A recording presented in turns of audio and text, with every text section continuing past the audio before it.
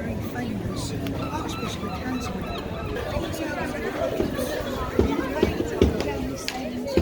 When you're out and about on the road, it's quite difficult to see. Right at the bottom, just on the left-hand side, just beyond the countdown side, you can see a medieval church. And this was all that remained in the centre of Canterbury after that bombing. Now they wanted to take that tower down, but the people of Canterbury were up in arms. It was the start of a nationwide civil war.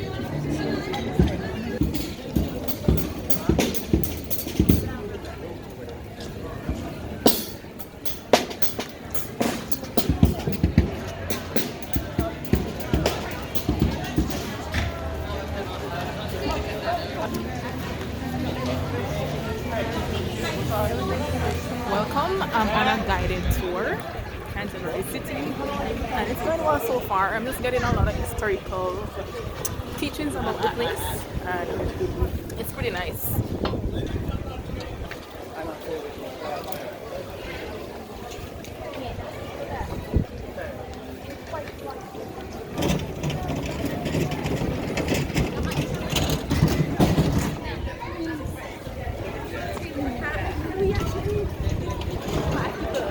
So I talked about the Romans, and I told you about the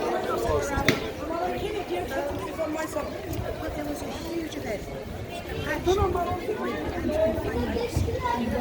we come in because we're on the pavement and it blocked the way. Now, there's another really, really famous royal family called the Plantagenets. They get their name because they wore little sprigs of gorse, genesta in Latin, planta genesta, Plantagenets, that's where it comes from. And the first of the Plantagenet dynasty was King Henry II. And he was famous for lots of things, but one of the things everyone knew about him was he was incredibly vigorous, very energetic, got things done, always on the move, always challenging. He wanted to change things in England because what he saw was a church he believed had become very corrupt, and also a church that had become very wealthy. He wanted to get some changes going. He needed help to do that. And in his household, a man had risen through the ranks. His name was Thomas Becket. Thomas Becket was the son of first wave Norman immigrants. Incredibly well educated, had come to the attention of the Archbishop of Canterbury Theatre, and he'd been given very important roles in the King's household. Many people say he became best friends with the King. That's sort of disputed. What we do know is he had no religious inclination whatsoever. Quite the reverse, actually. He was more of a soldier than a priest. But anyway, the King was looking round. He needed someone to help him who was just as vigorous and energetic and got things done. Thomas Becket, he's the man for the job. So within 2 weeks, they got him ordained, and he was made Archbishop of Canterbury. And that's when the problem started, because he would have nothing to do with the changes that the King wanted to be brought in. So much so, he became an enormous thorn in his side. This went on for 6 years, with Becket excommunicating bishops, refusing, which was terrible. People would take the sacrament, awful. And it came to a head. Christmas 1170. The King's in France, northern France, celebrating Christmas, and he's alleged to have said, "Who will rid me of this troublesome, low-born priest? I can take no more." 4 of his knights decided they would do something about it. Well, almost absolutely, there was no way that the King wanted those 4 knights to come to Canterbury and murder Thomas Becket. And that's what they did, in the most brutal fashion. The most sacrilegious thing that had happened in the Christian world. Thomas Becket, the night 29th of December 1170, those 4 knights broke in. They found him ready to take Vespers, surrounded by the monks. They told him go, and he done. The first blow, on the floor. But it was the second blow that there was a mortal wound. Took off the top of his head. Such was the ferocity of the sword blow to him that the tip of the sword, stuck in the stone floor. Well, they disappeared into the night. Beckett's body was quickly taken up by the monks. They scooped up his blood, his brains, all his mortal remains, and they took him down to the crypt. Now, why did they do that? Well, if you were a church or a cathedral and you wanted to really raise money, the best thing you could have would have a saint and a shrine. Within 3 days, the monks who were guarding Beckett's body said miracles had started to happen for people who'd come to the shrine and laid some money by Beckett's body. Well, within 3 years, the Pope had beatified him. He made him a saint. And within 10 years, Thomas Becket and the shrine at Canterbury became one of the top 3 pilgrim destinations in the whole world. And what do pilgrims do? Bring money. And the church wanted some of that. So we're standing in front of the biggest of all the pilgrims' hospitals. This was called the Chequer of the Hope. And the monks of Canterbury Cathedral paid for this in 1480. Geoffrey Chaucer writes about this in the Canterbury Tales. Originally, obviously, it was much larger, extended right down to the next block. 800 pilgrims in there. That was a pilgrim's hostel. This was a pilgrim's hostel. All around. This was like the Pilgrim's Crossroads. So they came up from this direction from Dover, that direction from London. It took you 3 days on foot to get to Canterbury. So they cut here. And the road on this below, this was full of shops selling pilgrim souvenirs. Have a look at the figures on the right hand side as we go past. Now there's various stories associated with these, but by day these were shops, but by night they became brothels. And the story goes that you've got 2 faces. One is a face before you go in the brothel, and the other one is the one when you come out. And of course, you don't have very far to get absolution. So have a look as we walk.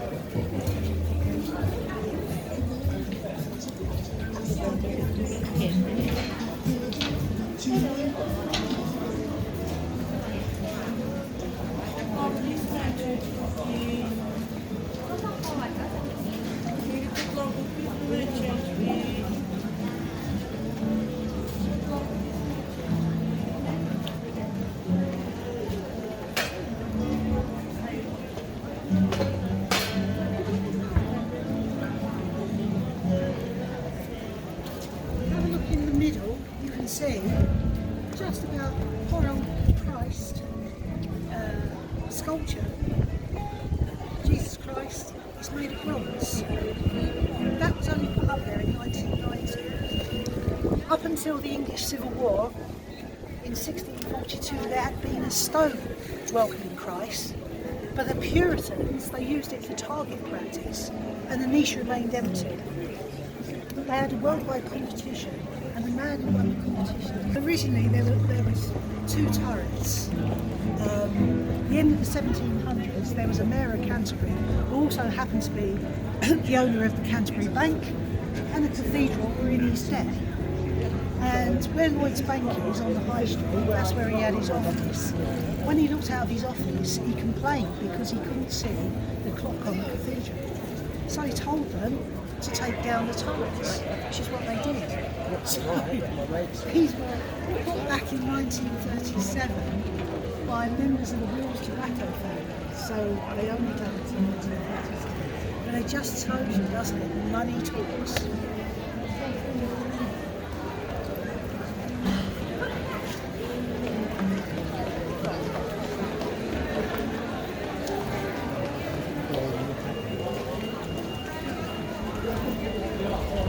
Right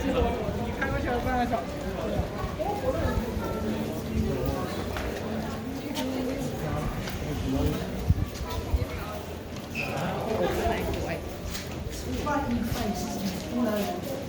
And these are the oak gates where the name was given to Archbishop Judson by Charles II. And then afterwards, very old. And last, going back to the story, Catherine and Arthur. So what the place is, they were 1520.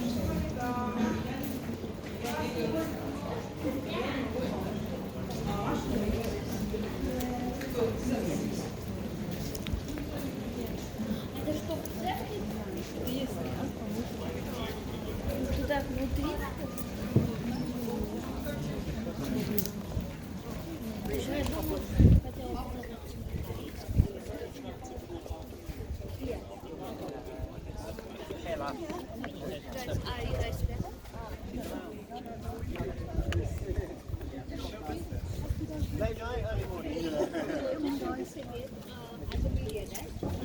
And then my colleague will give you the media rights. It's yeah? We were just thinking we didn't read this properly if we were going in there. Yeah, we went in there earlier and had a walk around. Okay. Right. So let's move over. I can't get you out of the way, though. It doesn't matter what. Canterbury were known to be pagan, heathen. The people who come over, the Angles, the Saxons, heathens, pagans, want nothing to do with Christianity. All goes into disrepair. And so it continues until 597 AD. And in Rome, there's a pope who becomes known as Pope Gregory the Great, very important pope. The Roman Empire is suffering huge problems across the empire, particularly on the eastern side with the Goths, the Visigoths. So he decides the time's right to reintroduce Christianity to this small little island on the edge of the known world. And so he selects for the job one of the monks at the nearby monastery, Augustine. Now, if you were a monk in funny old Rome, you probably wouldn't fancy going a very long journey over to this little island with noses inhabited by savages. Well, the Pope says you're doing it. Twice he turns back, but finally he does it. It takes him 6 months. And he comes to Kent. Why does he come to Kent? Well, going back to that geography I told you about, it's the shortest crossing point from mainland Europe, only 21 miles over from France to Dover. Secondly, the king, the man called Ethelbert, he's the Saxon heptarch. He's the most important of the 7 Saxon kings. But probably most important of all is who he's married to.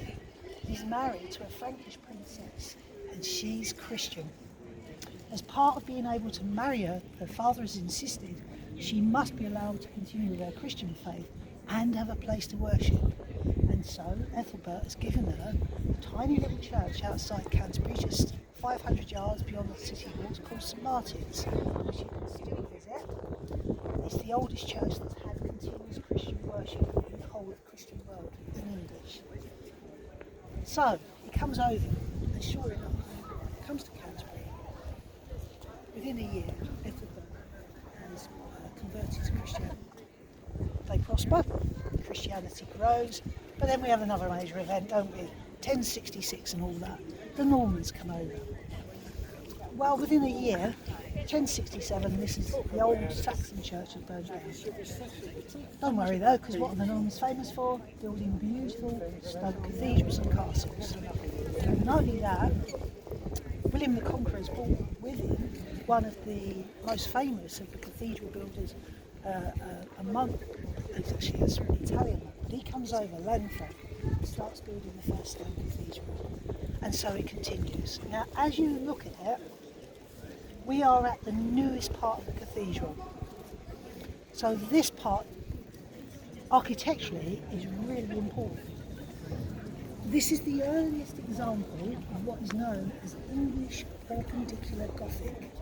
Now, what does that mean in ordinary language? For the first time, they are building really slim columns. You see this, as you would have seen when you went inside the cathedral.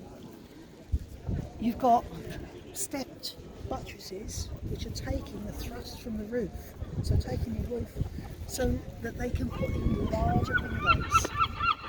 Now, this was the first example, and the man who did it, Henry Eveley, went on to do Westminster Abbey in London. So this is where he basically practiced, we say.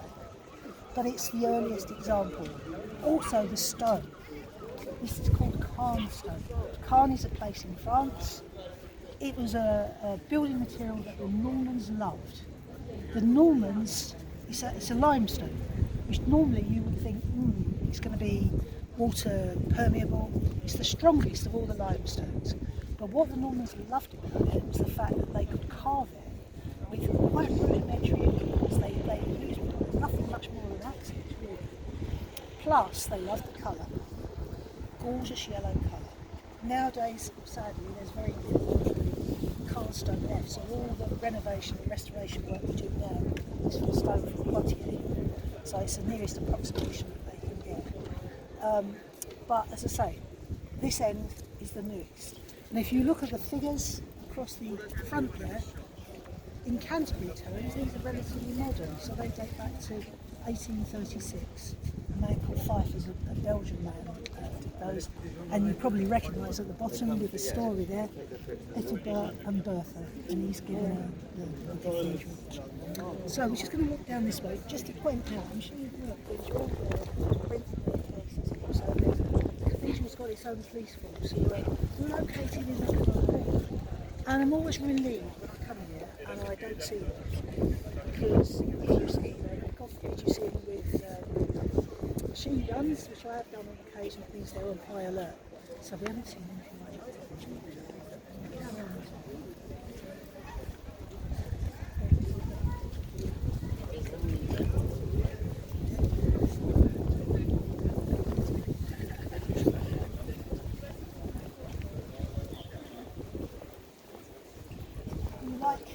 Jane Austen? Any Jane Austen fans? 250th anniversary. She painted Canterbury on numerous occasions, and this is where she stayed. Her brother was a vicar at a nearby parish.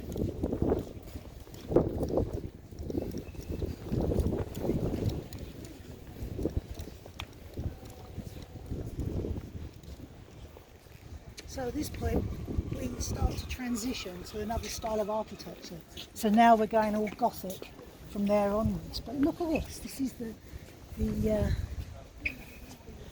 great south window here, and it looks nice and restored, and so it is.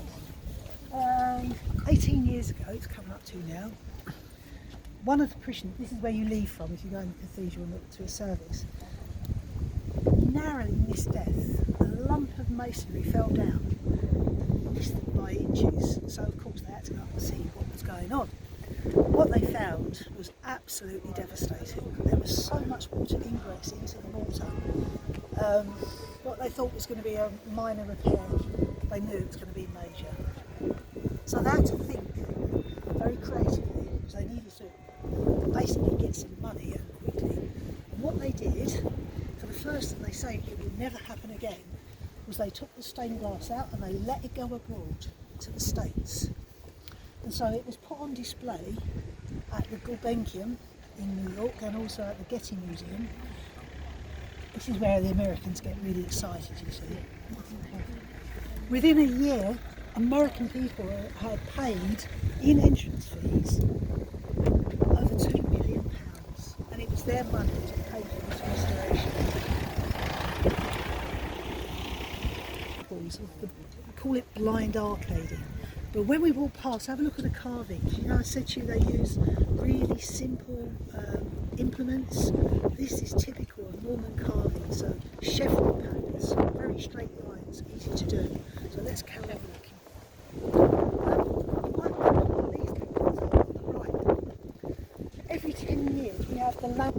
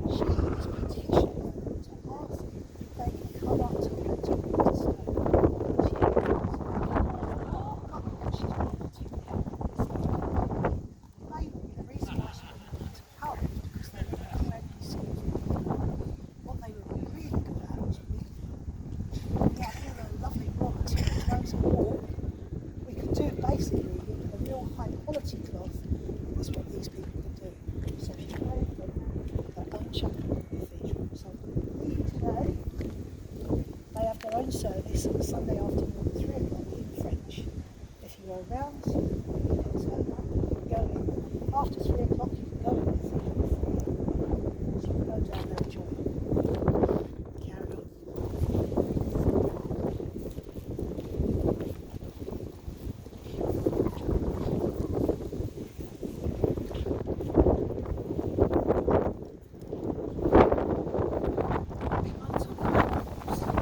To start with, because it's where everyone's eyes are always drawn. Canterbury's a university, it's got 3 universities. We also have an arts festival every October. One of the universities is the University of Creative Arts. It's the oldest art school in the country. And they were asked to do contemporary installation. And they chose to build Warhorse. Warhorse was a play and also a book by a man called Michael is linked to Canterbury because he went to King's School in Canterbury, obviously, and also what they would do was they commemorated 6 million horses and other animals who died in the First World War. It was only meant to be here for temporary 2 weeks, but it's stayed here since, and that's why it's here, because it might be there behind it. But have a look at this building. Here we go. All the change in architecture. Now we're looking 1220. So Thomas Beckett's been dead for 70 years, and can you believe, in that time, gave away so much money,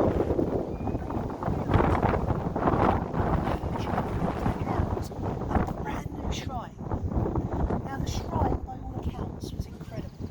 Made of solid gold, encrusted with jewels. Crown heads from all over Europe. They did what they call translating his bones up from down in the crypt onto here. And that's when it really went ballistic. You imagine people coming from far away. You can't really see anything outside, but they also built what became known as the windows. Now the reason they did that was because they read very much. They came into churches and cathedrals and basically their Bibles and code. These were particularly important because these were buildings. And what did they want them to do? They wanted them to bring money, didn't they? So all of those panels, all those stained glass, all show the miracles that had happened. And each one of those, if you look carefully, you can see a box. So it's very nice. So I got a queue to go up the stairs.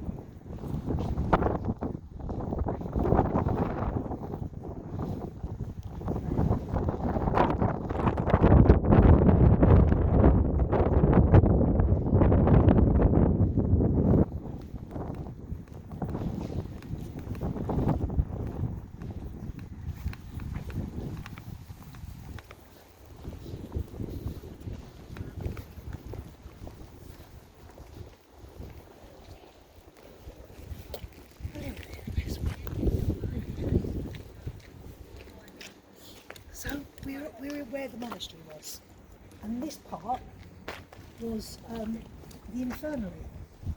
So it wasn't just for sick monks, it was also for, it was like the old age monks' people's home, and it could accommodate up to 40 monks. At the end was a chapel, and this arcade along here actually contained shops, so they were very well catered for. But of course, at the surrendering of the monasteries in King Henry VIII, these were all taken down. But if you look on this wall here, you can see some of the Roman bricks all over, because when they went and they lost the ability to make bricks, they salvage Roman bricks and use them over and over again. You can also see in the wall, and all over actually, the black shiny stones, and they're flint. Flint is a form of silica which you find in chalk. And of course we've got an abundance of that in the North Downs. So they used the flint to give strength to the buildings. Generally, the more flint you see in a building, the wealthier was the person who either lived there or had it built. So you can also see it's medieval times. Currently, this houses the Canterbury Cathedral Boys Choir. But they are, a curiosity.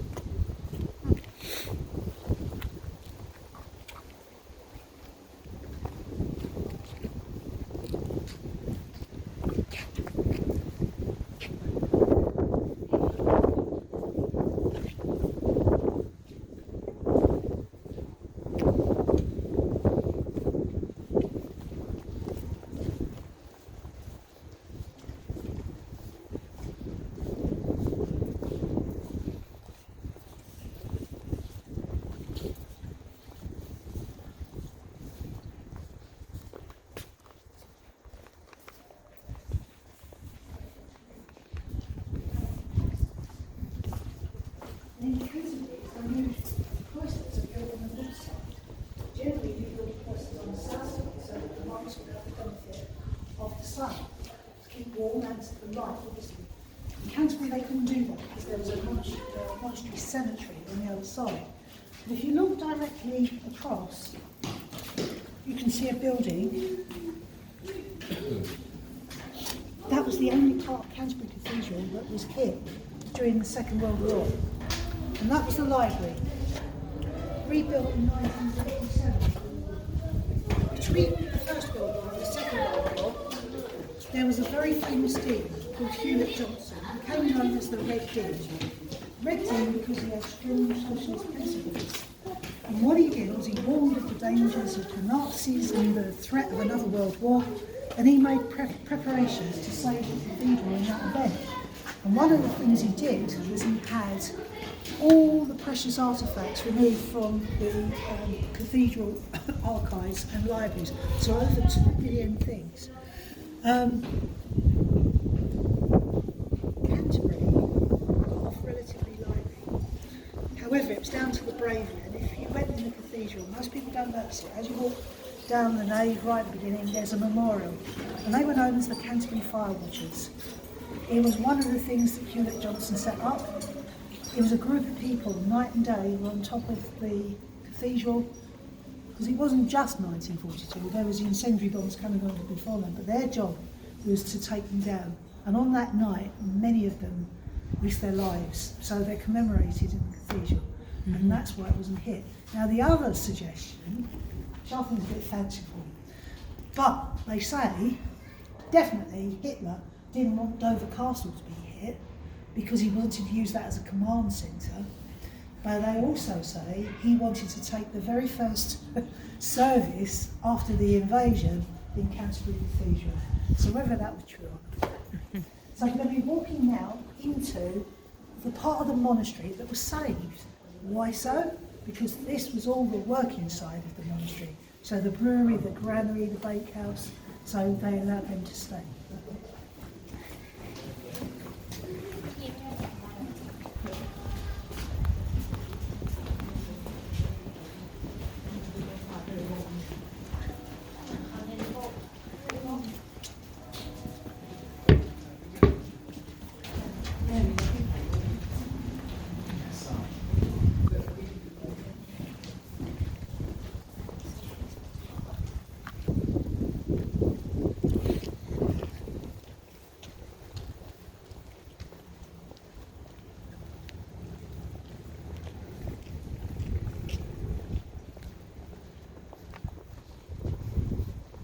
The area here on the right was the necessary, so this is where they had their latrines and their washing facilities, and behind that is their herb garden.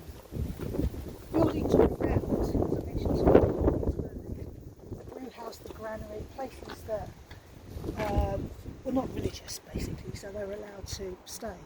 Nowadays, is home to a private school, public school, where people pay to send their children, a king's school at Canterbury. After the Reformation and the surrendering of the monastery.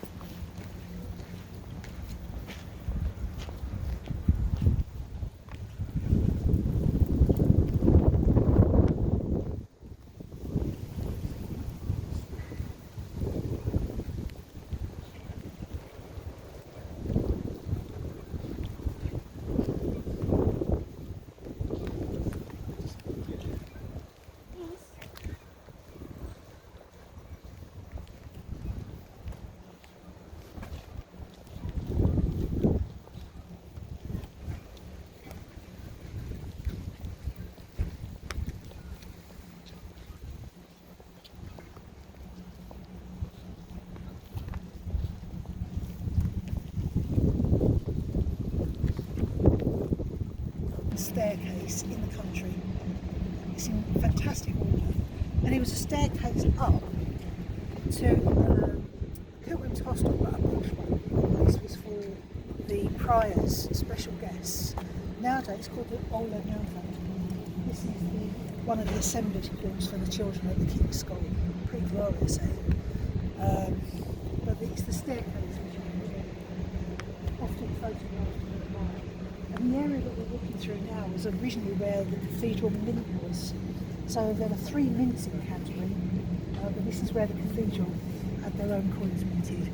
And as you can imagine, this was quite dangerous to have. And in fact, it was because of a spark from the mint that the original choir of the cathedral burned down. And that was all right, because they had the money by then and they could start building that Trinity Chapel.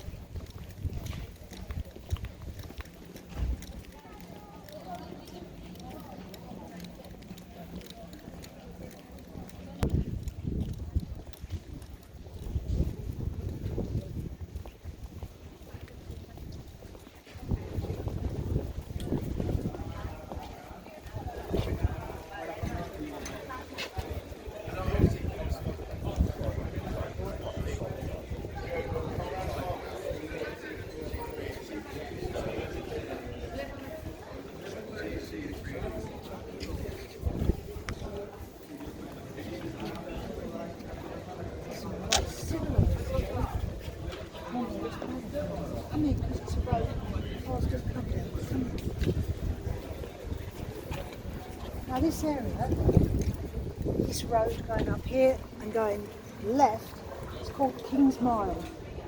So after the murder of Becket, King Henry II, he had to do penance. He had to be seen to do penance because his name was black throughout the Christian world.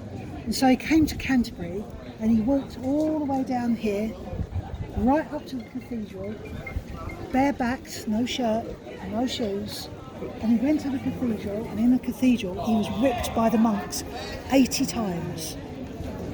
He also stayed overnight at Becket's tomb. It worked. Basically, it worked. Because things started to improve for him, and he said it was all because he'd come and done penance. But anyway, so this road all the way around to the corner. And if you look just to your left, at the end there, a strange old building. I stop here because it's the best place to get a picture, really, to get the full extent. It's called the Crocky House, obviously, for obvious reasons. For no other reason than they tried to take the chimney breast out. But it is important. It's after the cathedral, it's the next most photographed building in Canterbury, because it was built in 1620 and it was one of the original weavers' houses. And the man who had it built, Sabine Avery, became the mayor of Canterbury, which was an incredible honour. By 1620, a quarter of the population of Canterbury were these people. They called them les strangers, the strangers, but they were weavers. They weren't allowed to sell They were allowed to manufacture, but they weren't allowed to sell. But that was his family home, and also where they basically had the looms. So, and you can see that they're doing pretend bricks, because if you wanted to look like you were wealthy, like you had loads of money, then you had your house built in bricks. Well, for most people that was impossible. So they did the next best thing. They did full rustication.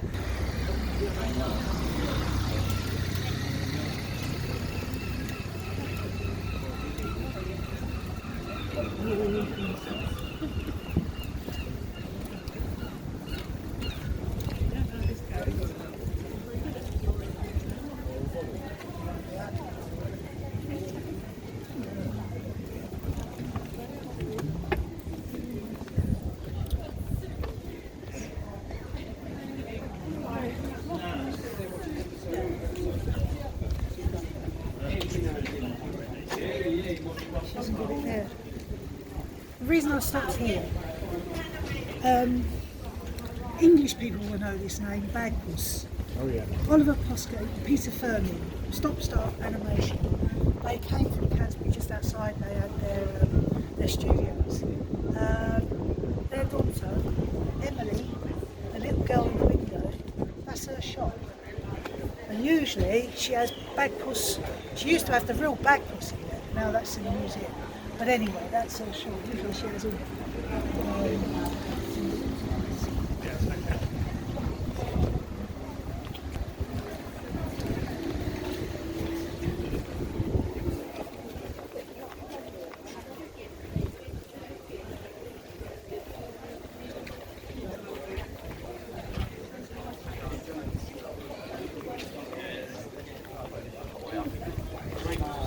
There's not a there.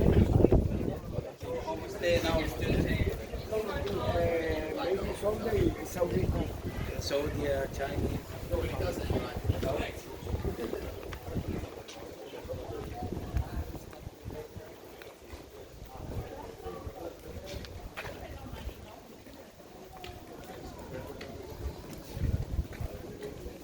The building over here is all that remains of the original Archbishop's Palace. The original one burnt down, they rebuilt, that burned down, so this survived. And its other claim to fame is that Queen Elizabeth I, the Virgin Queen, during 1573 she came to Kent. She made a procession through the whole of Kent, but she decided to actually celebrate her birthday in Kent, 4th September 1573, in there. And the reason she did it was because outside of London, this is the next, or at that time, the next largest hall. So she celebrated her 40th birthday there, and she got the people of Canterbury to pay for it. Now the building behind me is one of the really famous buildings. Not what you can see, unfortunately. It's down in the...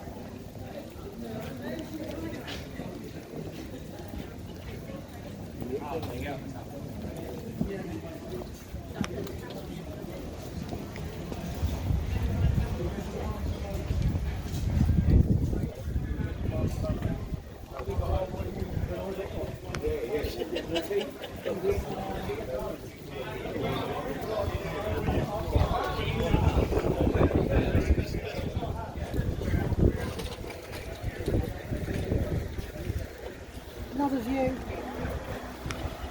This is all the back view of the precincts, and you get a nice view there of the two towers, and you can see how nicely these two have been restored in the real colour of the landscape.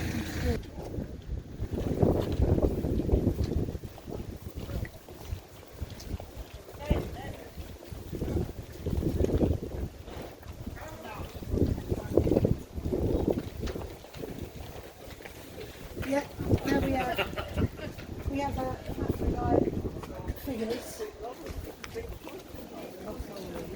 What do you need that for again? And actually, that one.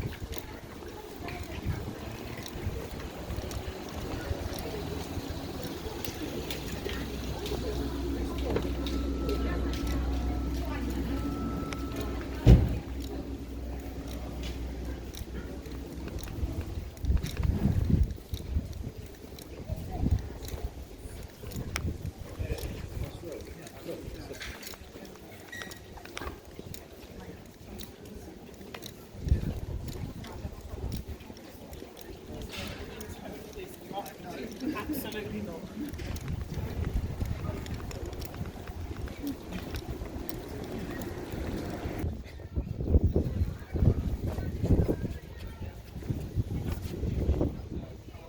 So, we're now on the River Stour, second longest river in Kent. Very picturesque.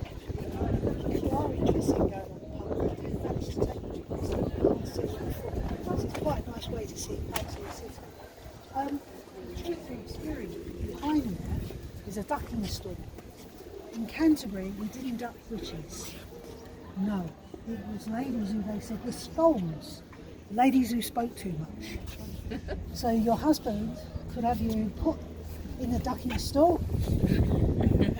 The only other thing, but it was genuine. And it was the local history fire, so it was on the side.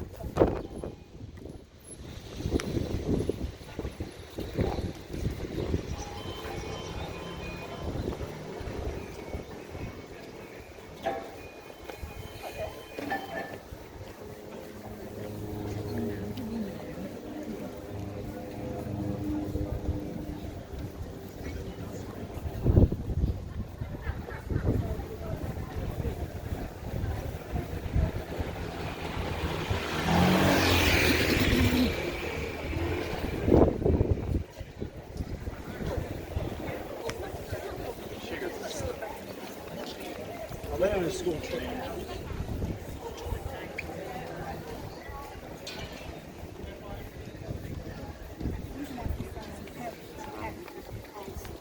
Yeah, King of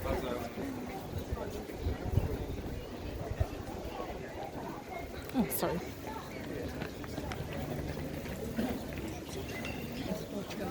And she's dedicated to Christopher Marlowe, and in the niches are characters from his play. I think she's absolutely lovely. But if I told you she was unveiled in the late 1800s and her location was in the butter market right opposite the Christchurch gate, can you imagine? They all had an absolute fit of the vapours, and so they said, no, she can't stay there. So poor old Kitty, she's been moved around all over Canterbury until this is her final resting place, appropriately really outside the Marlowe Theatre. But the sad thing is not many people see her, and fortunately they've actually for the first time in years cut the trees back so that you can see her. But anyway, it was rededicated in 1993 and Sir Ian McKellen came to do it. He's very, apparently he's famous for his portrayals of characters from Marlowe's plays. And obviously that's our Marlowe Theatre, on the site of two previous Marlowe Theatres, except this is purpose built. It was built on the site of what had originally been a great big picture house. So the acoustics of it were useless. This was built absolutely, and so it's a lovely facility, massive great big stage, three auditoriums.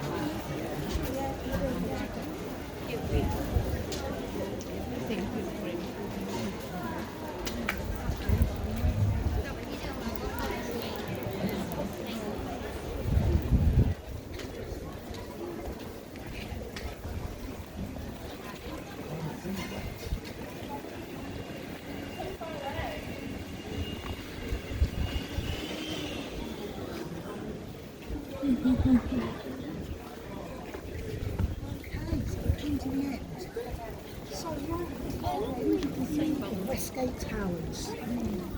Originally there were 6 entrances in and the postern. But this one was built in 1391.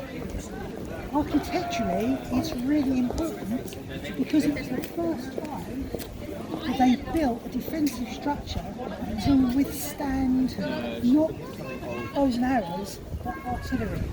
So it's the first time it's actually built with gun levels. Originally, you had a portcullis. It's the major route up to London. And why did they feel the need to do this big new defensive structure? Threat invasion by the French, 100 Years' War. Major route up to London, so they wanted to make sure this was safe. Never used in anger. Problem. And like, don't get me wrong. Where are you from? Jamaica. Yes.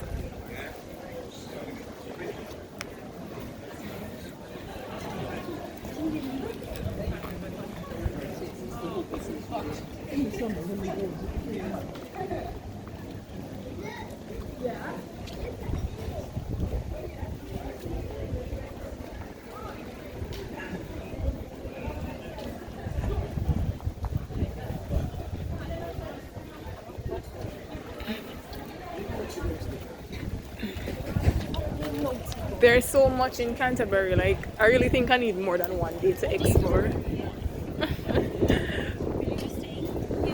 I'm in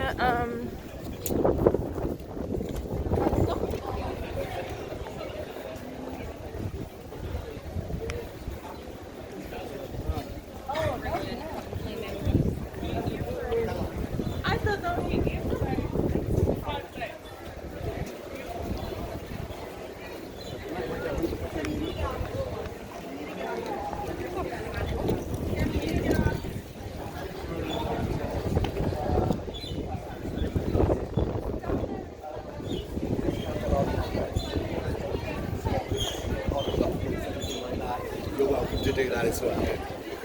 Is it just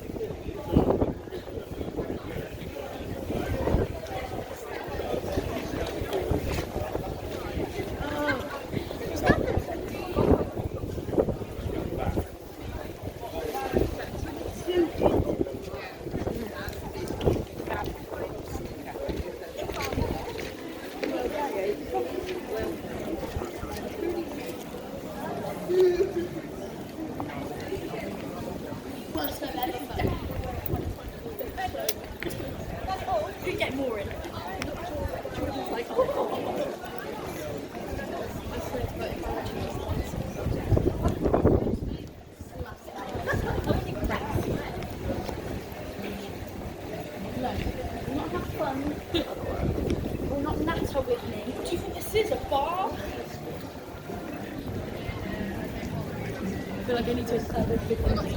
We're not traitors. And if you tell me one more fucking weird thing, if you come on, if you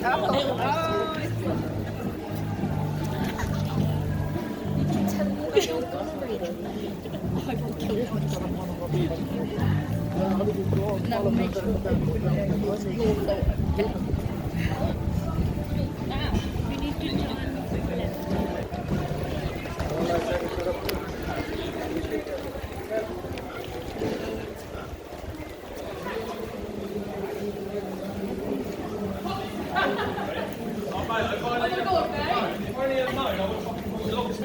time before we Can you guys look at Tesco's?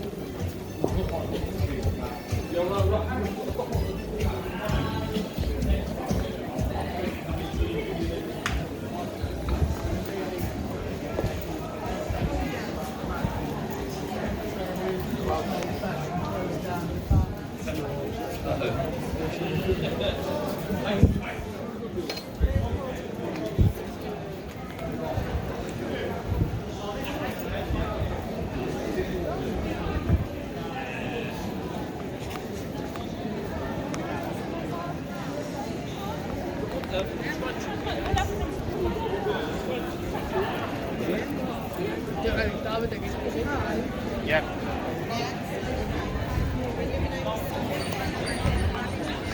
Thank you. Don't forget again.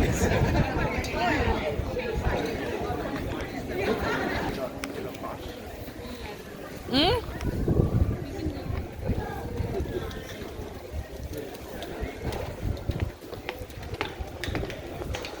Oh, beanie.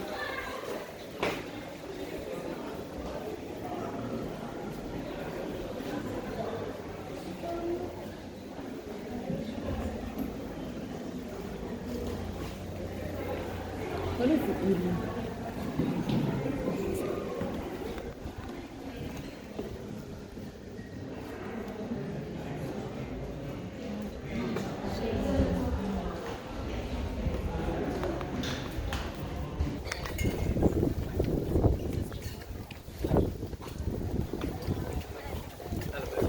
Get the Grand National one.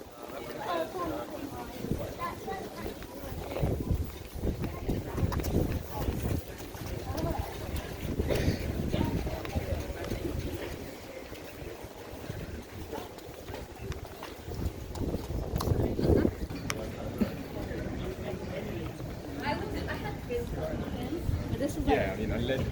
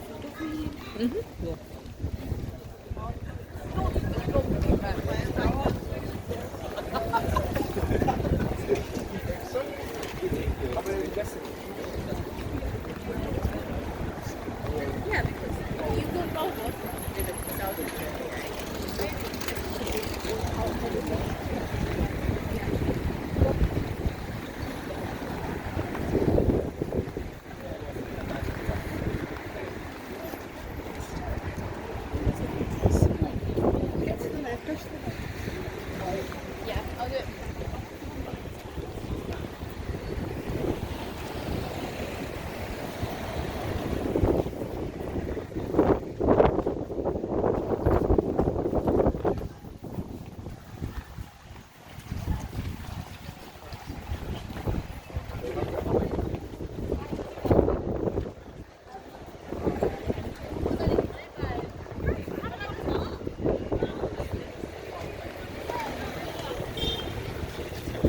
So this river tours